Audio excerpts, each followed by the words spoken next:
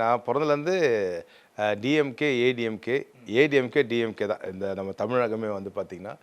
So அது வந்து பார்த்திங்கன்னா ஒரு இமயமலை, ரெண்டுமே வந்து பார்த்திங்கன்னா இமயமலை ஆக்சுவலாக.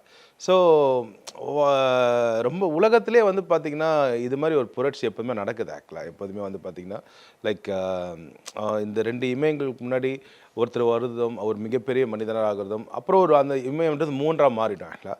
அப்புறமா நல்லா கொஞ்சம் நாட்கள் போயிட்டு இருக்கும்போது இன்னொருத்தரும் புதுசாக வரவங்க தான் வந்து பார்த்திங்கன்னா ஒரு மாற்றத்தை கண்டிப்பாக கொடுப்பாங்க ஆக்சுவலாக.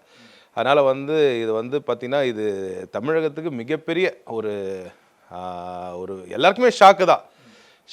பட் என்னென்னா ஒரு ஹீரோவாக வந்து முதல் படத்துலேருந்து அந்த லாஸ்ட்டாக வந்த மூவி வரைக்குமே வந்து பார்த்திங்கன்னா மக்களுக்காகவே வந்து லைக் என் படம்னா மக்களுக்கு பிடிக்கணும், என் படம்னா கமர்ஷியலாக இருக்கணும், மக்கள் வந்து சந்தோஷமாக வந்து பார்த்துட்டு, ஏன்னா எவ்வளோ கவலைகளோடு வராங்க ஆக்சுவலாக. அங்கே வந்து ரொம்ப அழகாட்சி படம் மாதிரியும் ரொம்ப அவார்ட் படம் மாதிரி எல்லாமே எனக்கு கமர்ஷியல் மூவிஸ் பண்ணி அந்த சந்தோஷத்தை வந்து மக்கள் அவ்வளோ சந்தோஷமாக ஏற்றுக்கிட்டாங்க. நம்மளுக்காக வந்து இவர் வந்து படம் பண்ணுறாருன்ற அந்த ஒரு சக்ஸஸும் இவர் வந்து இப்போ வந்து சீஃப் மினிஸ்டர் ஆகிறதுக்கு அவ்வளோ பெரிய காரணமாகவும் இருக்குதுன்னு நான் நம்புகிறேன் ஆக்சுவலாக. அது மாதிரி ஆக்சுவலாக உங்களோட மேஜிக் என்ன தெரியுமா?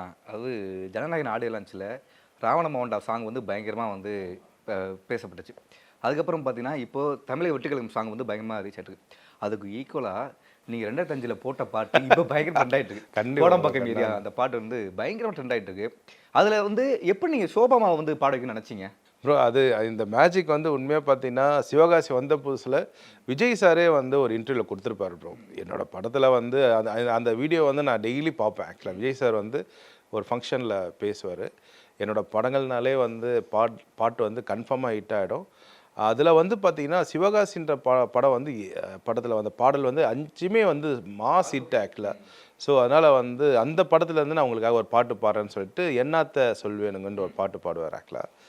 அப்போது ஸோ அந்த படம் எப்படி வந்து பார்த்திங்கன்னா வந்து ஷோபா மேம் வந்து பார்த்திங்கன்னா எனக்கு வந்து பார்த்திங்கன்னா ஷோபா மேம் வந்து விஜய் சார் கிட்ட வந்து நான் வந்து செந்தூர பாண்டி படத்துலேருந்தே வந்து நான் வந்து ஒர்க் பண்ணிட்டு இருக்கேன் ஆக்சுவலாக.